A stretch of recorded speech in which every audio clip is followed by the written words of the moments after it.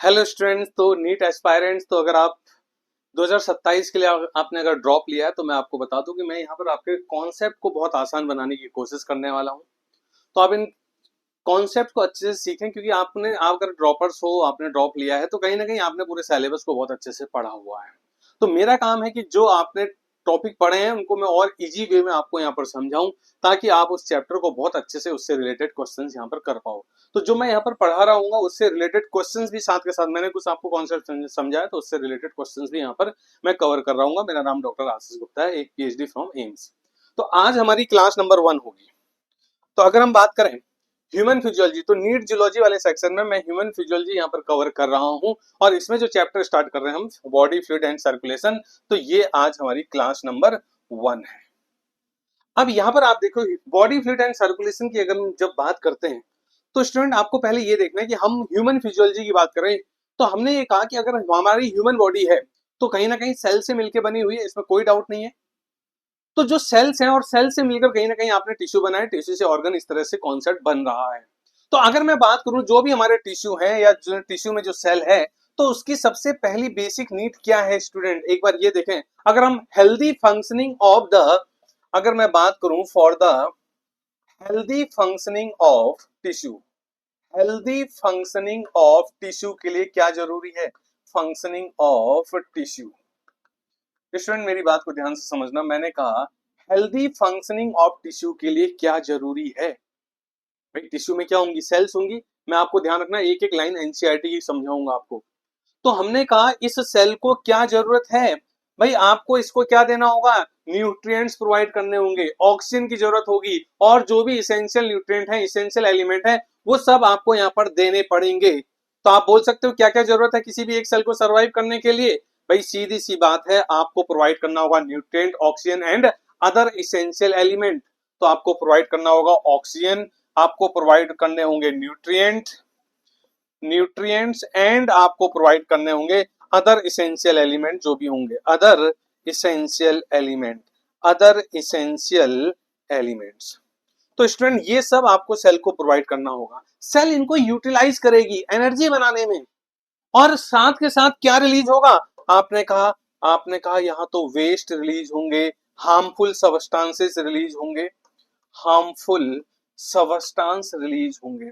तो स्टूडेंट अब आप मेरी बात को ध्यान से समझना, किसी भी healthy functioning of the tissue के लिए जो उसके साथ एसोसिएटेड सेल्स होंगे, उन सेल्स को इसेंशियल क्या देना होगा, उस सेल्स को सर्वाइव अगर करना है, एनर्जी अगर बनानी है, तो ऑक्सीजन देना होगा, और क्या देना होगा, न्यूट्रिएंट्स देने होंगे, और अदर इसेंशियल एलिमेंट्स दिए जाएंगे। उसके बेसिस पर सेल्स अपनी एनर्जी जब बनाएगी तो मेटाबॉलिक वेस्ट भी प्रोड्यूस होंगे, और साथ के साथ कुछ हार्मफुल सब्सटेंसेस भी क्या हो रहे होंगे, प्रोड्यूस हो रहे होंगे। अब अगर आपको देखो, ये इसके लिए क्या होना चाहिए, इसके लिए एक एफिशिएंट मैकेनिज्म होनी चाहिए कि भाई यहां से इसको ट्रांसपोर्ट करो और इसको आप बॉडी से एलिमिनेट करो। तो इसके लिए एक ट्रांसपोर्ट, एक एफिशिएंट मैकेनिज्म होनी चाहिए। इसके लिए एक एफिशिएंट मैकेनिज्म स्टूडेंट होनी चाहिए, मैकेनिज्म रिक्वायर्ड। तो इसका मतलब है delivery of these essential element and removal of these waste from the body. यहां पर एक प्रॉपर आपका क्या है, एक proper requirement of the efficient mechanism होगी। होपफुली ये बात अभी आपको, ये मैं आपको एनसीईआरटी चैप्टर के सबसे पहले पैराग्राफ को एक्सप्लेन कर रहा हूं, ये आपको ध्यान में रखना होगा, ठीक है। So different group of animals have different methods of this transport. भाई ये ट्रांसपोर्ट के लिए डिफरेंट मैकेनिज्म हो सकते हैं डिफरेंट ग्रुप ऑफ एनिमल्स में। Different group of animals, different group of animal जो हैं have different mechanism of transport, different mechanism of this transport. यानी कि इस ट्रांसपोर्टेशन के लिए अलग अलग टाइप ऑफ मैकेनिज्म हो सकती हैं। अगर हम अलग अलग एनिमल्स की बात करें, ये एनसीईआरटी की लाइन में आपको डिफाइन कर रहा हूं। अब जो लोअर कुछ आपके सिंपल ऑर्गेनिजम्स हैं जैसे पोरीफेरा और सिलेंट्रेटा, उनमें सिंपल आपका क्या होगा, वाटर सर्कुलेशन से ही चीजें आएंगी और बाहर हो जाएंगी। लेकिन जो अदर हायर एनिमल्स हैं उनमें कहीं ना कहीं कुछ स्पेसिफिक चीजें यहाँ पर डिफाइन हो रही होंगी, उसकी बात कर लेते हैं। तो आओ बात करते हैं। तो सिंपल ऑर्गेनिजम्स लाइक सिलेंट्रेटा, और किसकी बात करेंगे हम, तो मैं यहाँ पर अगर एनसीईआरटी की बात करूं तो सिंपल ऑर्गेनिज्म जो एग्जाम्पल हमारे एनसीईआरटी में दिए हुए हैं, सिंपल ऑर्गेनिजम्स, भाई सबसे सिंपल अगर हम बात करें तो आप बोल सकते हो पोरीफेरा से स्टार्टिंग होती है एनिमल किंगडम में, तो आपने कहा जैसे हो गया पोरीफेरा, पोरीफेरा। ऐसे आपने कहा मान लो इसके बाद हम बात कर रहे हैं सिलेंट्रेटा की, सिलेंट्रेटा। तो इनमें ये ट्रांसपोर्टेशन की मैकेनिज्म बहुत इजी होगी, वाटर के थ्रू ही क्या हो रहा है आपका ट्रांसपोर्टेशन हो जाएगा। ये हमारी बॉडी, ये हमारे एनसीईआरटी में दिया हुआ है, circulate water from their surrounding. तो ये क्या करेंगे, circulate water from their surrounding, circulate water from their surrounding. भाई सराउंडिंग में वाटर है, इनके वाटर वाली इन्वायरमेंट में ये रह रहे हैं, तो क्या होगा सर, वाटर सर्कुलेट हो रहा है, इसके थ्रू न्यूट्रिएंट्स आएंगे बॉडी में और फिर बॉडी से आपका क्या हो जाएंगे, जो वेस्ट होंगे, हार्मफुल सब्सटेंसेस होंगे, वो आपके बाहर एलिमिनेट हो जाएंगे। ये आपको समझना है first paragraph of this chapter. तो क्या होगा, बॉडी कैविटी में आएगा और एक्सचेंज ऑफ दी सब्सटेंसेस यहां पर ये हो जाएगा। आगे बात करें, अगर मैं बात करूं यहां पर कुछ आपके बॉडी फ्लूइड्स भी रोल प्ले करते हैं, तो यहां पर कौन कौन से बॉडी फ्लूइड होंगे स्टूडेंट, कौन कौन से बॉडी फ्लूइड्स होंगे। तो आपने कहा अगर मैं कॉम्प्लेक्स ऑर्गेनिज्म की बात करूं तो बॉडी फ्लूइड्स में हम बात कर सकते हैं, इस मैकेनिज्म के लिए ब्लड हो सकता है और हमारी बॉडी में लिम्फ भी होता है। दोनों को हम समझेंगे, लिम्फ क्या होता है ये मैं आपको समझाऊंगा, ब्लड क्या है मैं अभी आपको समझाने जा रहा हूं। होपफुली इतनी बात क्लियर हो गई होगी। तो इसका मतलब अब आप समझ गए हो कि अब हमको क्या पढ़ना है, अब हमको पहला फ्लूइड पढ़ना है बॉडी का, वो है आपका क्या, ब्लड। तो आगे बात करें, तो होपफुली इतनी बातें क्लियर हो गई। ये आप देखो, ये सब जो मैंने आपको समझाया है, ये आप किस उसमें कंटेक्स्ट में आप देखना चाह रहे हो। अगर मैं बात करूं हमारे सबसे पहले इस चैप्टर के सबसे स्टार्टिंग में यही कुछ बातें बताई गई हैं, उसको मैंने आपको समझा दिया। अब मैं बात करूंगा आपसे, अब जो हमारा मेन पॉइंट है, यहां से हम बात करेंगे किसकी, ब्लड की। तो आओ बात करते हैं ब्लड। सबसे पहले हम बात करेंगे ब्लड की। अब एक एक बात हम अच्छे से समझेंगे। आपको, मुझे पता है कि आप लोगों ने बहुत अच्छे से पढ़ाई की है, बस कुछ ही मार्क्स से अगर आप लोग रह गए हैं तो कॉन्सेप्ट को और स्ट्रॉन्ग बनाएंगे। तो ब्लड को जब हम डिफाइन करेंगे तो स्टूडेंट कैसे बोलना है, भाई आप बोलोगे ये तो एक स्पेशल फ्लूइड कनेक्टिव टिश्यू है, फ्लूइड है ना ये, इसलिए आप बोलोगे फ्लूइड कनेक्टिव टिश्यू है। या सिंपल अगर आप बात करोगे तो आपने कहा ये तो एक स्पेशल कनेक्टिव टिश्यू है, स्पेशल कनेक्टिव टिश्यू है, ये तो एक स्पेशल कनेक्टिव टिश्यू है। अब अगर मैं कहूं कि इसमें क्या क्या होगा स्टूडेंट, किस किस से मिलकर बना हुआ है ये, तो मैंने कहा ब्लड में जनरली दो कंपोनेंट होंगे, एक लिक्विड मैट्रिक्स होगा, फ्लूइड मैट्रिक्स होगा, जिसको हम ब्लड प्लाज्मा बोलते हैं, और उसमें डिफरेंट ब्लड सेलुलर सेल्स और सेलुलर कंपोनेंट्स एम्बेडेड होंगे। तो आपने कहा यस, ब्लड में आपका क्या हो जाएगा, प्लाज्मा, जिसको हम प्रॉपर बोलेंगे ब्लड प्लाज्मा, ब्लड प्लाज्मा। और ये क्या है, ये आपका लिक्विड मैट्रिक्स है, फ्लूइड मैट्रिक्स है। ये क्या है student, it is a fluid matrix, it is the fluid matrix. और इसमें क्या होंगे, डिफरेंट सेल्स और सेलुलर कंपोनेंट्स होंगे, और उसको स्टूडेंट क्या बोलते हैं, उसको बोलते हैं फॉर्म्ड एलिमेंट्स, उसको बोलेंगे हम फॉर्म्ड एलिमेंट्स। अगर मैं बात करूं टोटल ब्लड का, तो हमने कहा ओवरऑल होल ब्लड का ये प्लाज्मा कितना परसेंट कॉन्स्टिट्यूट करेगा, 55%, और ये कितना कॉन्स्टिट्यूट करेगा, 45%। इस पर भी स्टूडेंट फोकस करेंगे, एनसीईआरटी की एक एक लाइन आपके टिप्स पर होनी चाहिए। होपफुली ये बात क्लियर है। तो अब अगर आपने बात करते तो फॉर्म्ड एलिमेंट्स को अगर मैं कहूं तो फॉर्म्ड एलिमेंट्स में दो तरीके से आप बात करोगे। फॉर्म्ड एलिमेंट्स का मतलब होता है ब्लड की सेल्स और सेलुलर फ्रेगमेंट, क्योंकि ब्लड में जो सेल्स हैं वो सारी सेल्स नहीं है, जो प्लेटलेट्स होते हैं वो सेलुलर फ्रेगमेंट्स होते हैं। तो आपने कहा यहां पर हम दो तरीके से बात कर सकते हैं, एक आपने कहा होल सेल्स यानी कि cellular component, cellular component component, और दूसरा आपका सेलुलर फ्रेगमेंट्स, सेलुलर स्टूडेंट क्या बोलोगे, सेलुलर फ्रेगमेंट बोलोगे, सेलुलर फ्रेगमेंट। अब आप बोलोगे सर एग्जांपल बता दो, आओ जी बात कर लेते हैं। जो पूरी तरह से सेलुलर कंपोनेंट है उनमें आप बात करोगे आरबीसीज की, और उसमें आप बात करोगे स्टूडेंट किसकी, डब्ल्यूबीसीज की, आरबीसीज एंड डब्ल्यूबीसीज की आपने बात कर लेनी है। होपफुली ये बात आपके दिमाग में होनी चाहिए। तो मैं इसको ऊपर कर देता हूं ताकि आपको दिख जाए। जो सेल्यूलर फ्रेगमेंट्स है उसमें क्या काउंट होता है स्टूडेंट? उसमें काउंट होता है प्लेटलेट्स। उसमें काउंट हो गए आपके प्लेटलेट्स। ये आपने कहा उसमें तो आ जाएंगे क्या? प्लेटलेट्स। तो इस तरह से हमने एक फ्लो बनाने की कोशिश की। आप समझ गए सिंपल ब्लड का जो मेन कंपोजिशन है उसमें आपने कहा ब्लड प्लाज्मा और formed elements. Blood plasma constitute the 55% of the whole blood and formed elements constitute the 45% of the whole blood. In the blood plasma, it is called as simply fluid matrix, and the formed elements are of two types, like whole cells. So whole cells are WBC and RBCs, and the cellular fragment means fragments, smaller fragments of the complete cell. These cellular fragments are called as platelets, and another name of the platelets is thrombocytes. Hopefully इतनी बात clear होनी चाहिए। अब हम बात करते हैं आगे, ठीक है?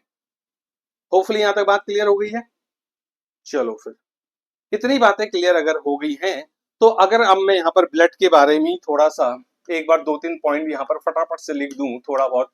देखो स्टूडेंट, ये मेरी कोशिश ये रहेगी कि पूरा एनसीईआरटी पूरा कवर करूंगा, लेकिन मैं उसमें 3 से 4% थोड़े एडिशनल पॉइंट भी ऐड करूंगा, ठीक है? तो उसके लिए आप तैयार रहें क्योंकि कनेक्शन बनाना बहुत जरूरी होगा।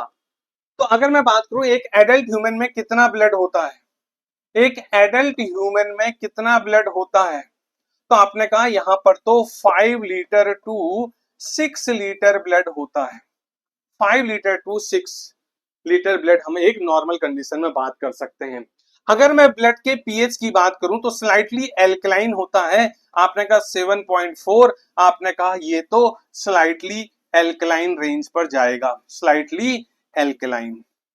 ये बातें आपको पता होनी चाहिए क्योंकि आप याद करो हमने यहाँ पर अभी क्या लिखा है स्टूडेंट? हमने यहाँ पर लिखा है कि ये ब्लड स्पेशल कनेक्टिव टिश्यू है और कनेक्टिव टिश्यू का ओरिजिन स्टूडेंट याद करो कैसा होता है? मीजोडर्मल होता है। याद आ रहा है भाई? जब आप कनेक्टिव टिश्यू पढ़ते हो बॉडी के जितने भी बॉडी ऑर्गन्स हैं वो कहीं ना कहीं जर्म लेयर यानी कि मीजोडर्म से, एक्टोडर्म से या एंडोडर्म से बने हुए होते हैं।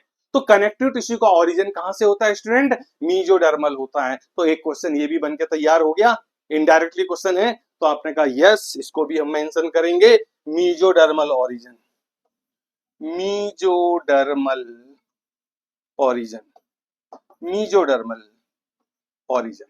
ये लो, होपफुली इतनी बातें क्लियर होनी चाहिए। अब मैं बात कर रहा हूं, ये बातें इतनी आपने अगर क्लियर कर ली हैं तो अब मेरी बात को ध्यान से समझो। अब हम बात किसकी करेंगे? हमने कहा हमारे पास सबसे पहला पोर्शन क्या है? Blood plasma. तो ब्लड का जो प्लाज्मा वाला पोर्शन है उसके बारे में आओ बात करते हैं।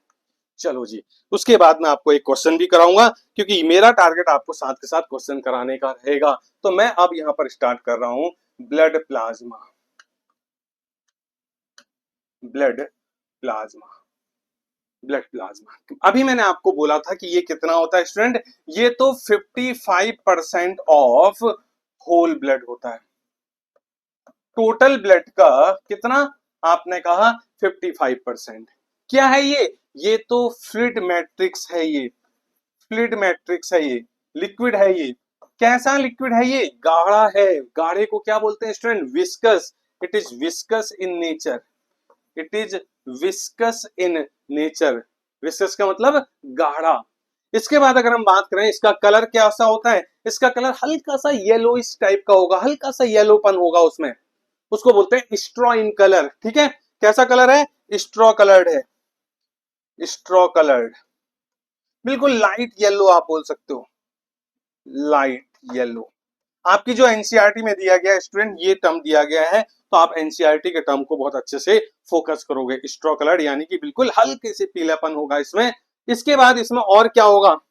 इसमें और क्या होगा स्टूडेंट?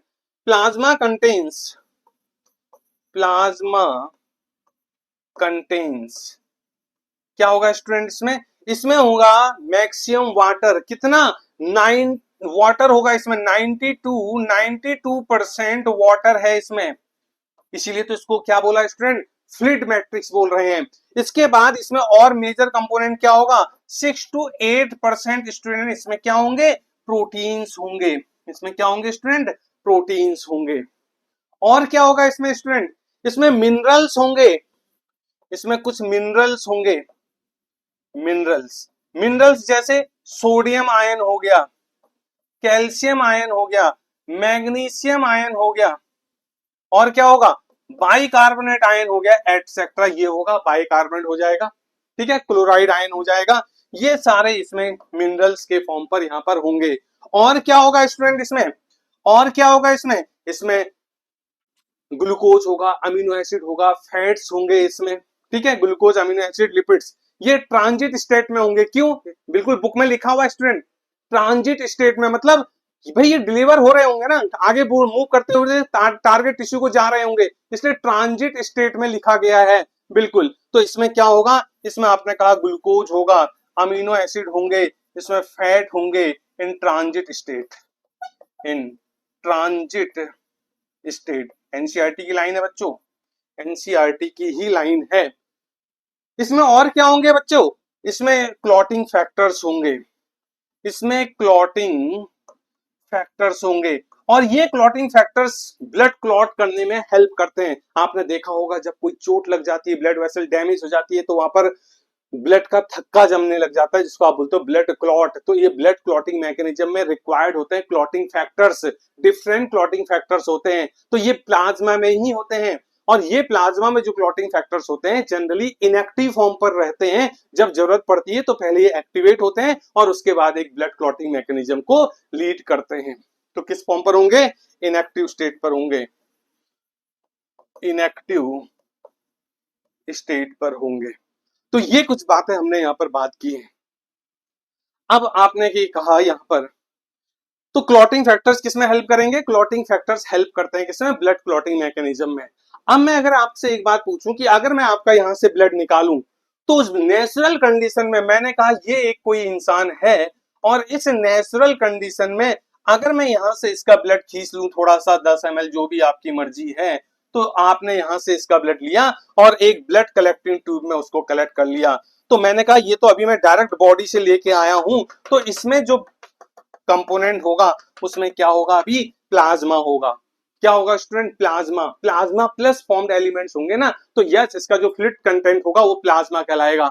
लेकिन अगर मैंने लेबोरेटरी में जाके, किसी लेबोरेटरी में जाके इस प्लाज्मा में से क्लॉटिंग फैक्टर रिमूव कर दिए, भाई पूरा कंपोनेंट एज इट इज है, पूरा का पूरा प्लाज्मा ही है, आपने उस प्लाज्मा से क्लॉटिंग फैक्टर हटा दिए, रिमूव कर दिए, तो प्लाज्मा विदाउट क्लॉटिंग फैक्टर कहलाएगा वो लिक्विड। अब उस लिक्विड को प्लाज्मा नहीं सीरम बोलेंगे। तो आपने कहा सीरम क्या होगा student, serum, serum equal to plasma minus, plasma minus clotting factors, clotting factors, यानी कि आप इसको स्टेटमेंट में कैसे बोलोगे, प्लाज्मा विदाउट क्लॉटिंग फैक्टर्स क्या कहलाता है, सीरम कहलाता है।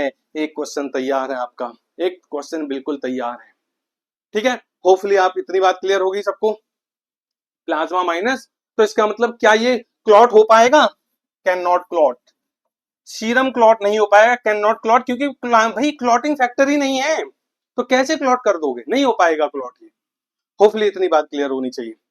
आगे बात करते हैं। अब अभी मैंने आपको स्टूडेंट यहां पर एक बात बोली है, देखो मैंने ये कहा जब हम प्लाज्मा, ब्लड प्लाज्मा की बात कर रहे हैं, तो आप देखो इसमें 90 to 92% वाटर है, और उसमें आप देखो 6 to 8% इसमें प्रोटीन्स हैं, अच्छे खासे प्रोटीन्स अवेलेबल हैं हमारे ब्लड के प्लाज्मा में। अब सारे प्रोटीन्स तो याद नहीं कर सकते ना कर पाओगे आप, तो वो 3 प्रोटीन तो याद कर सकते हो जिसका अमाउंट ब्लड में सबसे ज्यादा होगा। तो मोस्ट अबंडेंट 3 प्रोटीन तो याद कर सकते हो, जिसको बुक में लिखा गया मेजर प्लाज्मा प्रोटीन्स। तो वो 3 मेजर प्लाज्मा प्रोटीन कौन से होते हैं, जरा एक बार उनको रिकॉल कर लेते हैं। तो आपने कहा 3 major plasma proteins, 3 major plasma proteins student कौन से होते हैं, जरा इनकी बात करते हैं, आओ बात करते हैं। तो इसमें से जो सबसे पहला होता है स्टूडेंट, वो होता है एल्ब्यूमिन। वो कौन सा है, एल्ब्यूमिन प्रोटीन है। This is the most abundant protein, this is the most abundant plasma protein, most abundant plasma proteins. अब स्टूडेंट ये तो आपने बोल दिया, ठीक है। अब आपको इसका फंक्शन भी पूछा जाएगा। ये ऑस्मोटिक बैलेंस में रोल प्ले करता है। Maintain the osmotic balance, maintain osmotic balance, osmotic balance. भाई आपने ये देखा है कि ब्लड के कंपोनेंट ब्लड वेसल में ही फ्लो कर रहे हैं, वो नॉर्मल कंडीशन में ब्लड वेसल से लीक आउट नहीं होते हैं। तो एक्चुअल में इस एल्ब्यूमिन प्रोटीन की वजह से एक ऑस्मोटिक प्रेशर डेवलप होता है, जिसको हम कोलॉइडल ऑस्मोटिक प्रेशर भी बोलते हैं। ये एक प्रकार का रिटेंशन प्रेशर होता है, होल्डिंग प्रेशर होता है, जिसकी वजह से ब्लड के कंपोनेंट नॉर्मल कंडीशन में ब्लड में रिटेन रहते हैं और ब्लड के कंपोनेंट नॉर्मली ब्लड में ही फ्लो करते हैं। ये इसकी मीनिंग हो गई। दूसरा अगर मैं बात करूं तो दूसरे होते हैं ग्लोबुलिन्स। ग्लोबुलिन्स प्रोटीन, इसमें भी जनरली 3 फॉर्म होती है, alpha globulin, beta globulin and gamma globulins. खैर अब आपकी एनसीईआरटी में वो मेंशन नहीं है, जनरली आपको पता होना चाहिए। इसमें भी अगर अल्फा बीटा गामा ग्लोबुलिन्स, तो इनका काम एक्चुअल में जो गामा ग्लोबुलिन्स होते हैं स्टूडेंट, वो गामा ग्लोबुलिन्स इम्यूनोग्लोबुलिन्स यानी कि एंटीबॉडीज होते हैं। और एंटीबॉडीज आपको पता है हमारी बॉडी के रक्षक हैं, डिफेंस मैकेनिज्म में रोल प्ले करेंगे। तो ये इनका रोल क्या आ जाएगा, role in defence mechanism, role in defence mechanism of body, defence mechanism of body. इसके बाद जो तीसरे नंबर पर होता है स्टूडेंट, वो कौन सा होता है, वो होता है फिब्रिनोजन। कौन सा है, फिब्रिनोजन है, ये फिब्रिनोजन है। और ये फिब्रिनोजन एक ब्लड क्लॉटिंग फैक्टर है। इसका मतलब है किस में रोल प्ले करेगा, क्लॉटिंग मैकेनिज्म में रोल प्ले करेगा। ये एक क्लॉटिंग फैक्टर है, ये एक क्लॉटिंग फैक्टर है। और ये स्टूडेंट किस में रोल प्ले करेगा, role in clotting mechanism, role in clotting, या जिसको आप क्या बोलते हो, कोगुलेशन भी बोलते हो। ब्लड क्लॉटिंग बोलो या ब्लड कोगुलेशन बोलो, बात एक ही है। तो होपफुली ये 3 मेजर प्लाज्मा प्रोटीन आपके दिमाग में होने चाहिए। एक हमने बोल दिया एल्ब्यूमिन मोस्ट अबंडेंट है, ग्लोबुलिन्स और फिब्रिनोजन ध्यान रखना, ग्लोबुलिन्स में अल्फा बीटा गामा ग्लोबुलिन्स होते हैं। जो गामा ग्लोबुलिन्स होते हैं वो एंटीबॉडीज होते हैं, जिनको आप इम्यूनोग्लोबुलिन्स भी बोलते हो। और आपको पता ही एंटीबॉडीज का काम डिफेंस मैकेनिज्म यानी कि इम्यून सिस्टम में होता है, ठीक है। और फिब्रिनोजन एक क्लॉटिंग फैक्टर है, क्लॉटिंग फैक्टर है तो इसका मतलब जो ब्लड क्लॉटिंग मैकेनिज्म या ब्लड कोगुलेशन मैकेनिज्म है उसमें रोल प्ले करेगा। होपफुली ये प्लाज्मा वाला पोर्शन आपने कवर कर लिया होगा, ये ध्यान में रखना, ठीक है। तो यहीं पर एक नोट करके मैं लिख देता हूं, नोट, जो ग्लोबुलिन्स होते हैं, ग्लोबुलिन्स, इसमें alpha globulin, beta globulin and जो गामा ग्लोबुलिन्स होते हैं, ये इनकी मैं अगर बात करूं तो गामा ग्लोबुलिन्स क्या होते हैं, ये एंटीबॉडीज होते हैं, एंटीबॉडीज। और इसी को आप क्या बोलते हो स्टूडेंट, इम्यूनो ग्लोबुलिन्स बोलते हो। इन्हीं को आप क्या बोलते हो स्टूडेंट, इम्यूनोग्लोबुलिन्स बोल देते हो। और शॉर्ट में इसको क्या लिखते हैं, आईजी लिख देते हैं इसे। तो होपफुली इतनी बात क्लियर होनी चाहिए। तो ये मैंने आज आपको जो समझाया, अभी मैं आपको 1-2 क्वेश्चंस भी कराऊंगा, तो आप देखो अभी क्वेश्चंस भी कर लेते हैं। तो आपको ये पता चल गया कि हमने ब्लड में ये ब्लड प्लाज्मा वाला पोर्शन यहाँ पर क्या कर दिया है, कंप्लीट कर दिया है, जो कि अपने आप में टोटल ब्लड का 55% क्या करेगा, कैरी करेगा। इसमें मैक्सिमम वाटर है, 90 to 92% इसमें वाटर है, और उसमें 6 to 8% प्रोटीन्स हैं। प्रोटीन्स बहुत सारे होंगे, उनको याद करने की जरूरत नहीं है। जो 3 मेजर प्लाज्मा प्रोटीन्स हैं, एल्ब्यूमिन, ग्लोबुलिन्स एंड फिब्रिनोजन, उनको आपको रिकॉल करने की जरूरत है, उनके फंक्शन की जरूरत है, ये आपको ध्यान में रखना है। सबसे पहला क्वेश्चन आज हमारे पास ये है, एक बार इस क्वेश्चन को देख लेते हैं। देखो स्टूडेंट क्या लिखा हुआ है, consider the following statement regarding the blood. और फिर कह रहा है कि आपसे यहाँ पर ध्यान रखना, क्योंकि स्टेटमेंट वाइज क्वेश्चंस आपके एग्जाम में आते हैं। आप यहाँ पर आपसे पूछ रहा है करेक्ट ऑप्शन क्या है, जरा एक बार रीड करते हैं। Blood is a special connective tissue, बिल्कुल आज ही हमने पढ़ा है, बिल्कुल सही स्टेटमेंट है। ये तो एक स्पेशल कनेक्टिव टिश्यू है, या इसको आप प्रॉपर बोलोगे fluid connective tissue. Blood consist of plasma and formed elements, बिल्कुल जी, 55% प्लाज्मा एंड 45% क्या होता है, फॉर्म्ड एलिमेंट होता है। Plasma constitute nearly 45%। अब आप मुझे बताओ क्या ये गलत नहीं हो गया, प्लाज्मा 55% कॉन्स्टिट्यूट करता है, इसलिए ये स्टेटमेंट स्टूडेंट फॉल्स हो चुका है। अगला रीड करते हैं, फॉर्म्ड एलिमेंट कॉन्स्टिट्यूट नियरली 55%, ये भी गलत हो गया। ये जो फिगर है ये आपका आगे पीछे कर दिया गया है, तो ये दोनों गलत है। तो आपने कहा करेक्ट पूछा था, तो करेक्ट में आंसर 1:1 के साथ 2 जाएगा। इसका मतलब पहला ऑप्शन बिल्कुल सही है।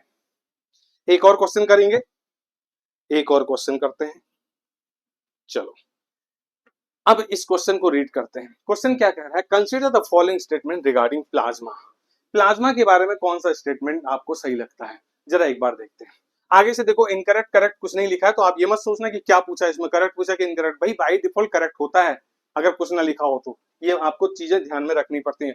Plasma is straw coloured viscous fluid, yes light yellow को क्या दिया गया एनसीईआरटी में नाम, स्ट्रॉ कलर, और विस्कस होता है, गाढ़ा होता है, ये बिल्कुल सही स्टेटमेंट है। Plasma is straw coloured viscous fluid. Plasma constitute nearly 55, yes 55% of the blood, बिल्कुल सही है। Water constitute 90 to 90% of the plasma, बिल्कुल इतना सही है। Protein constitute about 20% of the plasma, नहीं स्टूडेंट, कितना होना चाहिए था, 6 to 8% होना चाहिए था, जिसकी वजह से ये स्टेटमेंट कंसीडर नहीं होगा और आंसर हमारा बन जाएगा 1, 2 and 3 ओनली, 1, 2, 3 ओनली। होपफुली ये बात क्लियर हो गई होगी, कोई कंफ्यूजन इसमें नहीं होना चाहिए। और एक दो क्वेश्चन करने की कोशिश करते हैं ताकि आपका माइंड सेट हो रहे, क्लियर रहे। चलो एक बार क्वेश्चन देखते हैं। ब्लड हेल्प अभी हमने क्या देखा है, ये क्वेश्चन अभी हमने किया है कि नहीं किया है, इस क्वेश्चन को होल्ड करते हैं क्योंकि अभी हमने चीजें आगे नहीं पढ़ी हैं। ये भी अभी हमने नहीं पढ़ा है, आरबीसी के बारे में अभी हमने नहीं पढ़ा है, ये हमने शायद पढ़ लिया है, एक बार इसको जरूर देख लेते हैं। कंसीडर द फॉलोइंग, फिर वही बात है कि आगे क्या पूछा है, करेक्ट या इनकरेक्ट, अगर नहीं लिखा है तो बाय डिफॉल्ट करेक्ट आपको कंसीडर करना होगा, ये आपको बिल्कुल दिमाग में रखना है। Serum is plasma without clotting factor, yes plasma he serum है, लेकिन बस डिफरेंस ये है कि प्लाज्मा में से आपने लेबोरेटरी में जाके क्लॉटिंग फैक्टर हटा दिए गए हैं, ये बिल्कुल सही स्टेटमेंट है। सीरम कंटेन, नहीं जी अभी मैंने बताया था, अगर आप सीरम में कह रहे हो कि क्लॉटिंग फैक्टर नहीं है तो फिर फिब्रिनोजन एक क्लॉटिंग फैक्टर ही तो है स्टूडेंट, फर्स्ट क्लॉटिंग फैक्टर है ये, तो फिर ये कैसे होगा उसमें, ये गलत हो गया। प्लाज्मा कंटेन्स इन, यस जो क्लॉटिंग फैक्टर प्लाज्मा में होते हैं वो जनरली इनएक्टिव फॉर्म पर होते हैं, अभी मैंने आपको लिखाया था, सही है।